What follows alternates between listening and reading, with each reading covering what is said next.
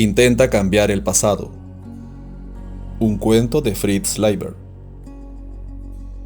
No aconsejo a nadie que intente cambiar el pasado, al menos su pasado personal, aunque cambiar el pasado general es mi trabajo militar.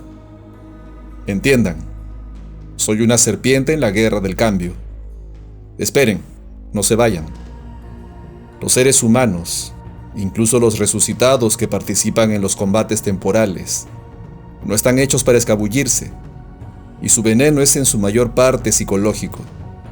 Serpiente significa en nuestra jerga los soldados de nuestro bando, como los hunos de Atila, o los confederados, o los gibelinos. En la guerra del cambio, intentamos alterar el pasado.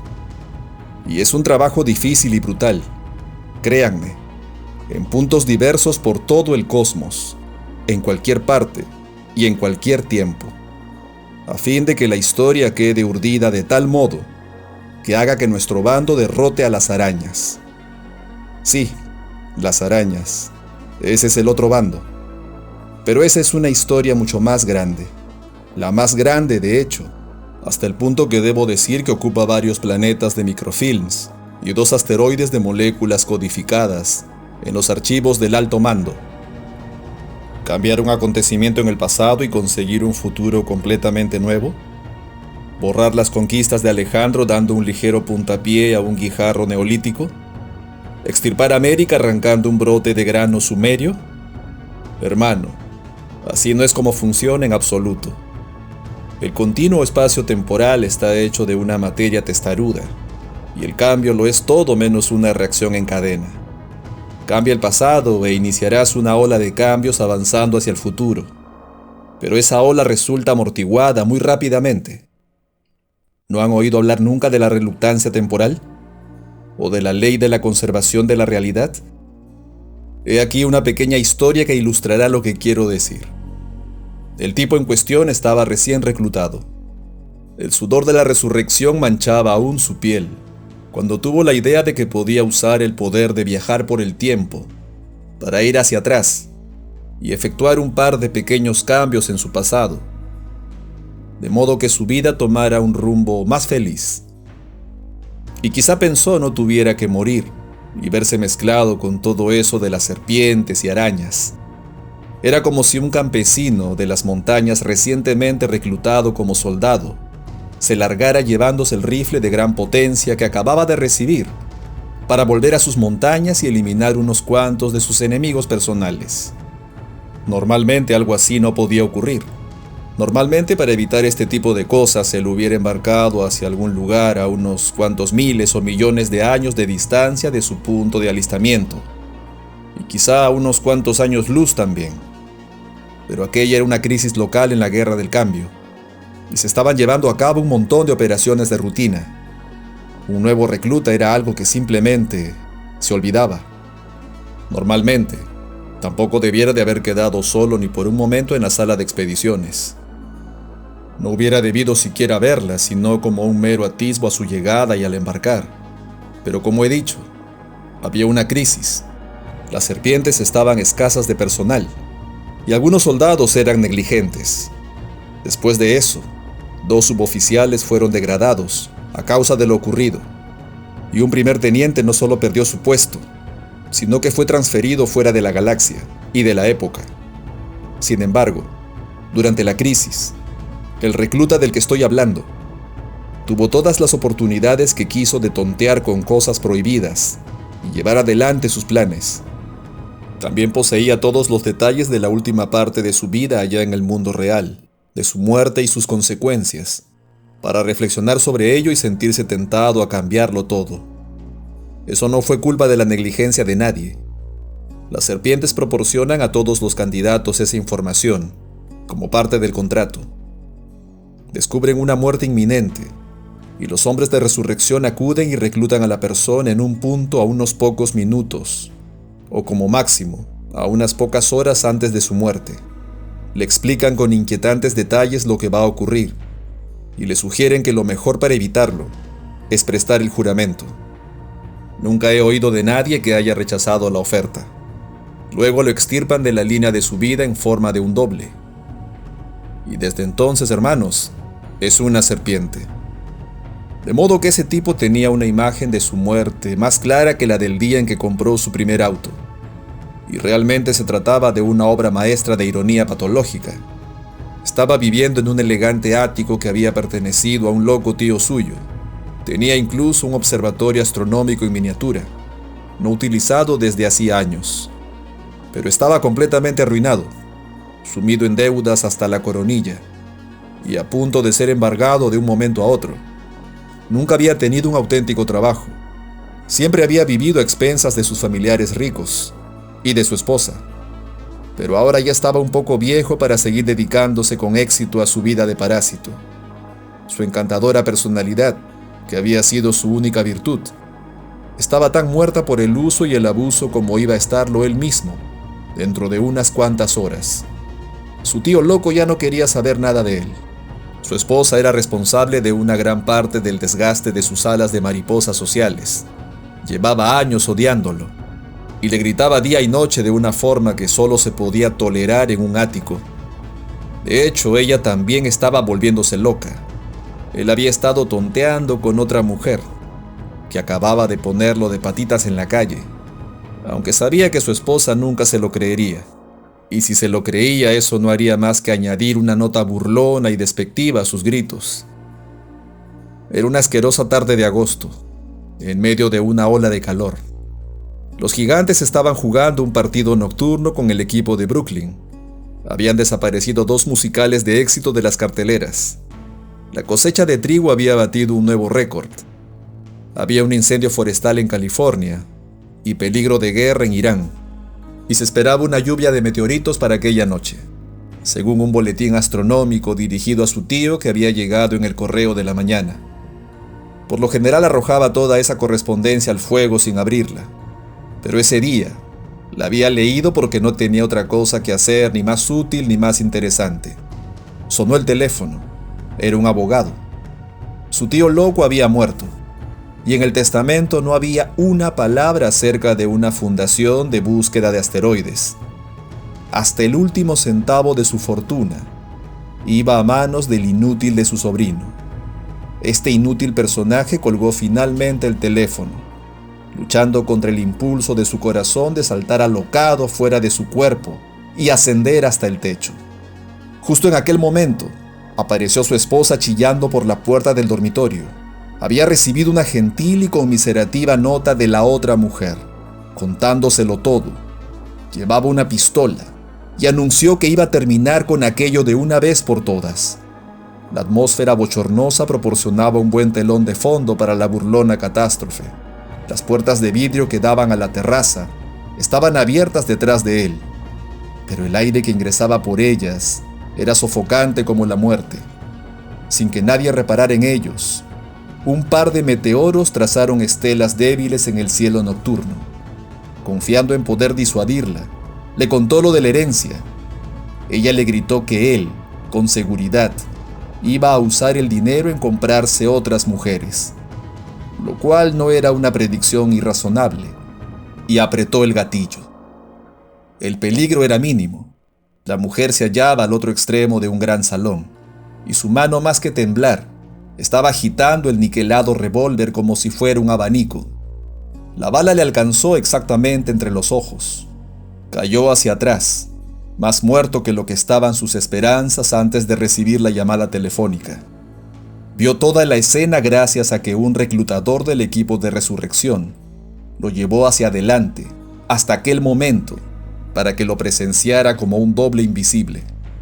Un procedimiento normal de las serpientes, que incidentalmente no produce complicaciones temporales, puesto que los dobles no afectan la realidad, a menos que lo deseen. Se quedaron unos momentos más por allí. Su esposa contempló el cuerpo durante un par de segundos. Fue a su dormitorio, tiñó de rubio su cabello, se puso un deslucido traje dorado, y luego se pegó también un tiro. De modo que este era el pequeño melodrama, con sus 2 víctimas que no dejaba de dar vueltas por su cabeza, fuera de la sala de expediciones vacía y no custodiada. completamente olvidado del exiguo personal, reducido a la mitad mientras todas las serpientes disponibles en el sector estaban ayudando a resolver la crisis local, que se hallaba centrada en el planeta Alfa de Centauro 4, a 2 millones de años en el pasado. Por supuesto, no necesitó mucho tiempo para imaginar que si volvía atrás y manipulaba un poco las cosas de modo que el primer disparo no se produjera, pero sí el segundo, ahora estaría aposentado tranquilamente en el mundo real, capaz de dedicar su herencia a cumplir la profecía de su esposa y otros pasatiempos. Todavía no sabía mucho acerca de los dobles, e imaginó que si no moría en el mundo real, no tendría ningún problema en reanudar su vida allí. Quizá hasta fuera algo que se producía en forma automática, de modo que aquella serpiente, el nombre encaja bien con él, ¿no creen?, cruzó los dedos y se deslizó en la sala de expediciones. Una expedición era algo tan sencillo que con solo estudiar los controles, un niño podía aprender a efectuarla en 5 minutos. Regresó a un punto un par de horas antes de la tragedia, evitando con cuidado el lugar donde lo habían separado de su línea de vida los hombres de resurrección. Encontró el revólver en un cajón del tocador, lo descargó, se aseguró de que no había más cartuchos por allí, y luego avanzó un par de horas, llegando justo a tiempo para verse a sí mismo en el momento de recibir el balazo entre los ojos, exactamente igual que la otra vez. En cuanto se repuso de la decepción, se dio cuenta de que acababa de aprender algo sobre los dobles que hubiera debido saber desde un principio, si su mente hubiera funcionado como correspondía. Las balas que había sacado también eran dobles.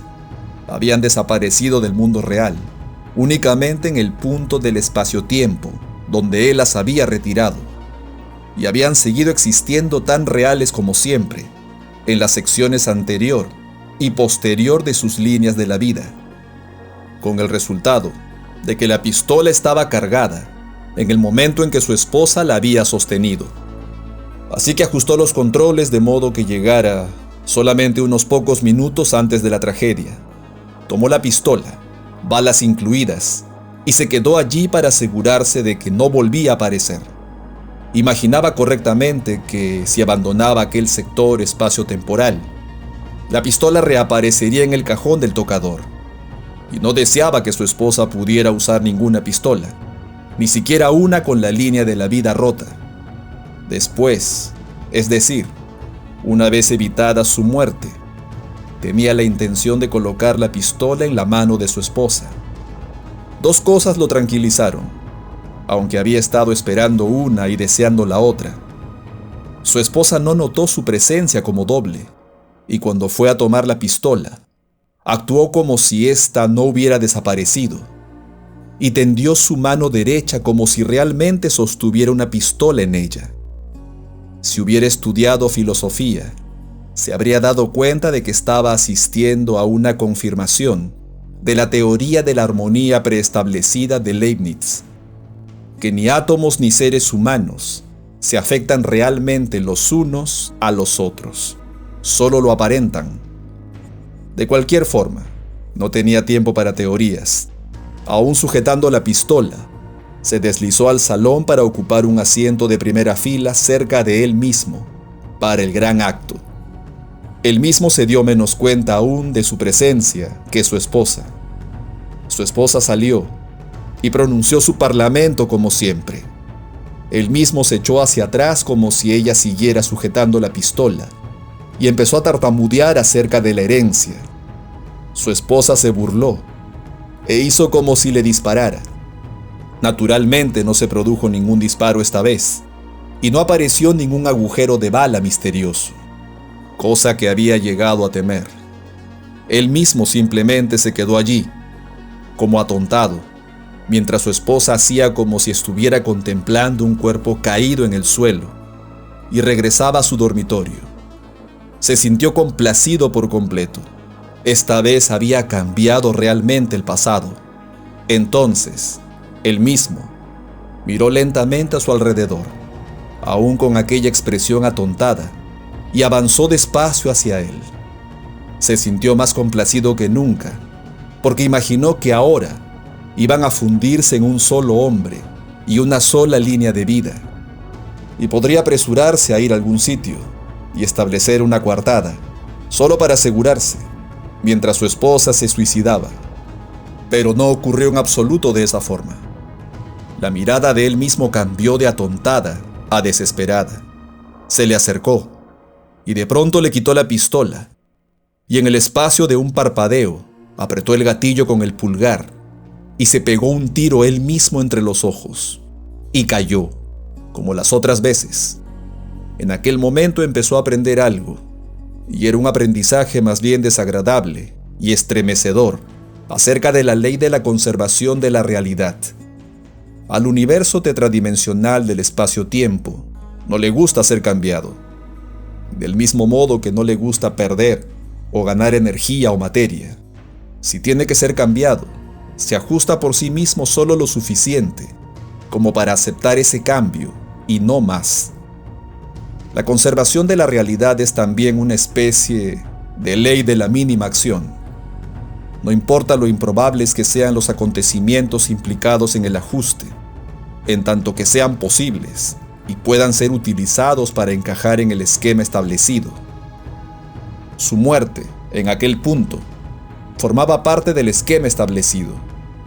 Si vivía en vez de morir, tendrían que producirse otros miles de millones de cambios compensatorios, cubriendo muchos años, quizás siglos antes de que el viejo esquema pudiera ser restablecido. De esta forma, el esquema apenas resultaba afectado.